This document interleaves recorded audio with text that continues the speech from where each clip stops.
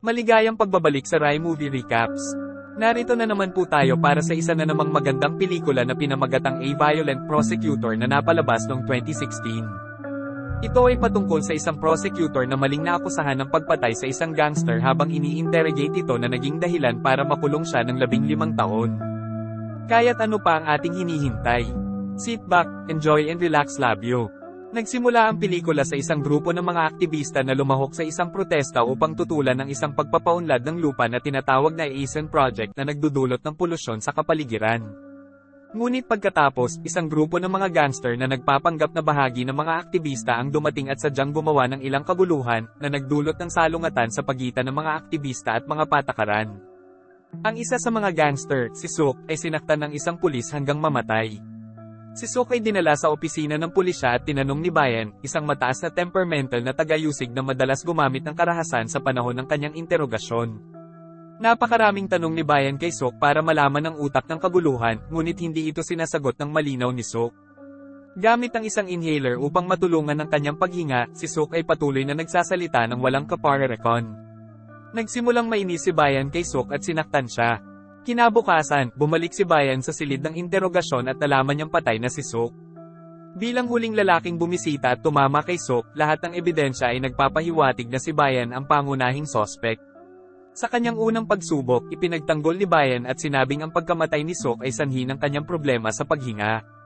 Gayunpaman, ang kaibigan ni Suk, si Jae-gun, ay nagpapatotoo na si Suk ang pinakamalakas sa iba at wala siyang anumang problema sa paghinga.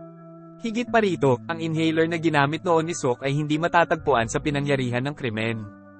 Walang matibay na ebidensya si Bayan na magpapatunay na inosente siya. Dahil dito, nahatulan siya ng 15 taon sa bilangguan. Sa bilangguan, si Bayan ay binubuli at binugbog ng mga bilanggo na kanyang iniyusig noong nakaraan. Isang araw, nakita ni Bayan ang kanyang superior pati na rin ng isang Assistant Prosecutor General, si Hill, na lumahok sa pagbubukas ng Isen Project. Nagbitiw pa siya sa kanyang posisyon para tumakbong mayor ng Pohang. Napansin ni Bayan na may kakaibang nangyari. Naalala niya na nangako si Hill na tutulungan siya sa panahon ng paglilitis. Gayunpaman, hindi umimik si Hill at hinayaan na lang na makasuhan si Bayan. Napagtanto ni Bayan na siya ay pinagtaksila ni Hill. Wala siyang choice kundi manirahan sa kulungan sa lahat ng abala at hirap. Gayunpaman, dahil sa kanyang kadalubhasaan at karanasan sa mga legal na usapin, nalulutas niya ang mga problemang legal sa mga gwardya at opisyal. Tinutulungan pa niya ang ilang bilanggo upang mabawasan ang sentensya. Nagkakaroon siya ng espesyal na posisyon at pribilehiyo sa bilangguan. Higit pa rito, ang mga bilanggo ay nagsimulang igalang siya at tapat sa kanya. Pagkalipas ng 5 taon, isang batang manloloko, na tinatawag na Won, ay nakulong at kalaunan ay nakilala si Bayan. Nalaman ni Bayan na maaaring makarelate si Won kay Suk. Isang araw, inalok siya ni Bjorn ng tulong para makalabas sa kulungan ngunit bilang kapalit, kailangan niya itong tulungan na salakayin ang mga bumalandra sa kanya. Sumasang-ayon ang isa. Noon, ang isa ay isang walang trabaho na nakakuha lang ng hindi tiyak na trabaho. Pagkatapos ay nakilala niya si Suk bilang kanyang kasamahan. Hanggang isang araw, ang isa, si Suk at ang iba pang mga lalaki ay ipinadala sa proyekto ng Asin na nagkukunwaring mga aktivista upang guluhin ang demo. Binayaran sila ng boss ng gangster na tinatawag na Yong para magdulot ng kaguluhan kaya nabigo ang mga aktivista na tutulan ang proyekto ng Asin.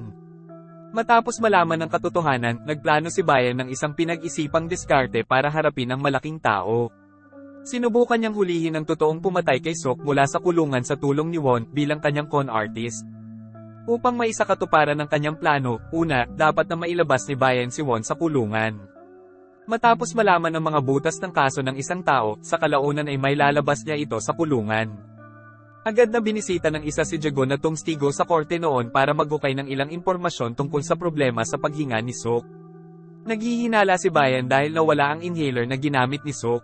Nang malasing na si Jae-gun, nagsimulang i-record ang kanilang pag-uusap. Hindi niya sinasadyang inamin na nagbigay siya ng maling patoto tungkol sa kondisyon ng kalusugan ni Suk.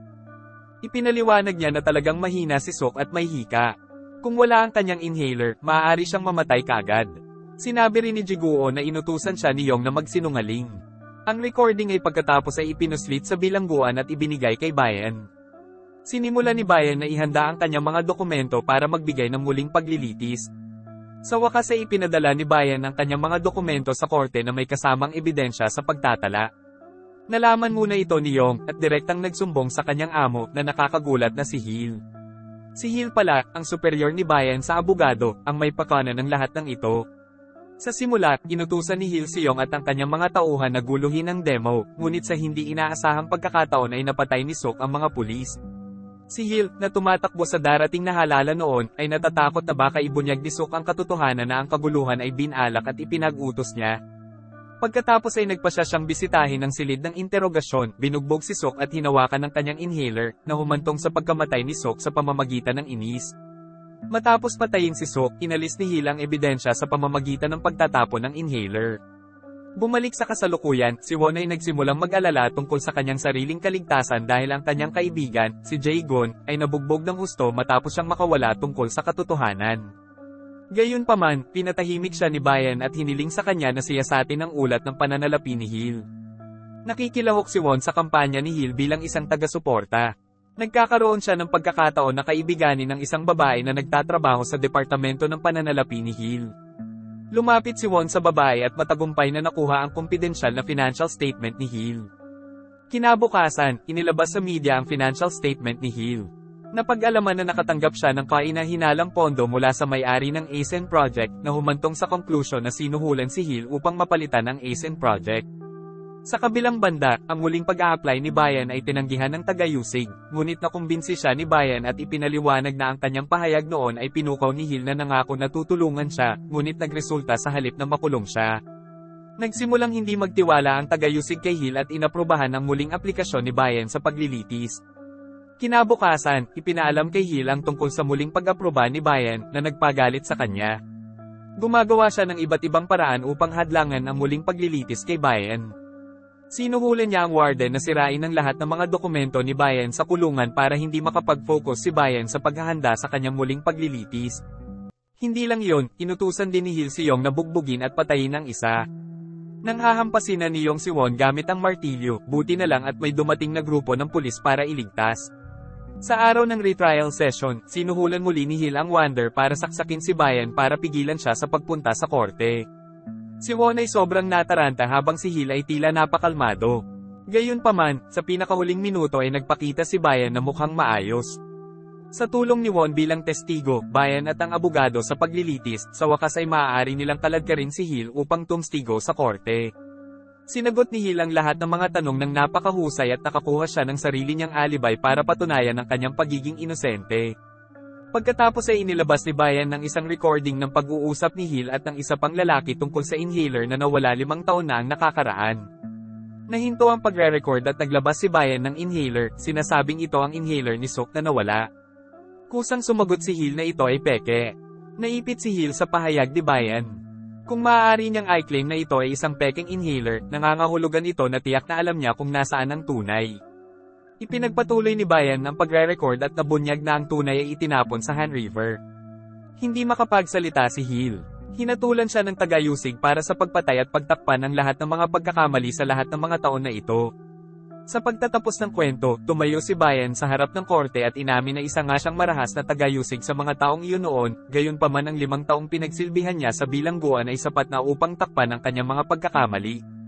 Nagbayad na siya at handa na siyang bumalik sa lipunan. Sa malaking kontribusyon mula sa kanyang kapareha, si Won, sa wakas ay nakalaya si Bayan mula sa bilangguan ng may pagmamalaki.